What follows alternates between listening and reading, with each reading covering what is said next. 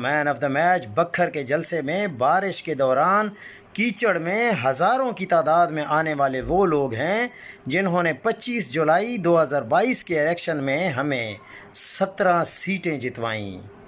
ہمارا مین of the match وہ تمام معذور اسپیشل افراد، بزرگ، بوڑھے اور بچے ہیں جو ہر موسم، ہر وقت جلسوں اور ووٹ ڈالنے کے لیے پولنگ سٹیشن پہنچے۔ ہمارا مین آف دا میچ 9 مئی والے دن سے آج تک گرفتار اور شہید اور زخمی ہونے والے وہ تمام ورکرز اور سپورٹرز ہیں جو آج تک سزائیں اور فسطائیت بھگت رہے ہیں۔ ہمارا مین آف دا میچ وہ وزیر بھائی ہیں جو کہ تشدد سے ذہنی توازن کھونے کے بعد رہائی سے اب تک زندگی کی طرف لوٹنے کی کوشش کر رہا ہے۔ کتنے مین آف دا میچ چاہیں؟ پاکستان تحریک انصاف پاکستان کی وہ سیاسی جماعت بن چکی ہے جس کے پاس ہزاروں کی تعداد میں مین آف دا میچ موجود ہیں۔ کیا یہ لڑائی جدوجہد مین آف دا میچ حاصل کرنے کے لیے ہے یا مقصد اس سے بڑا اور عظیم ہے؟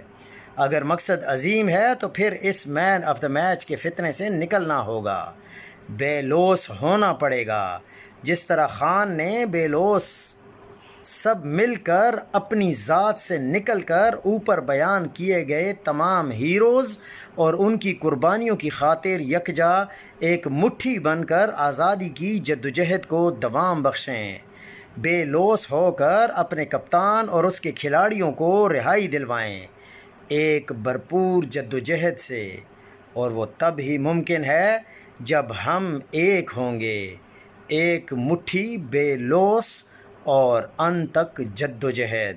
اگر آپ لوگ میری ان باتوں سے اتفاق کرتے ہیں تو مجھے ضرور بتائیں، میرا حوصلہ اور بلند ہوگا، اور اگر آپ اس میں کچھ ایڈ کرنا چاہتے ہیں تو ضرور بتائیں۔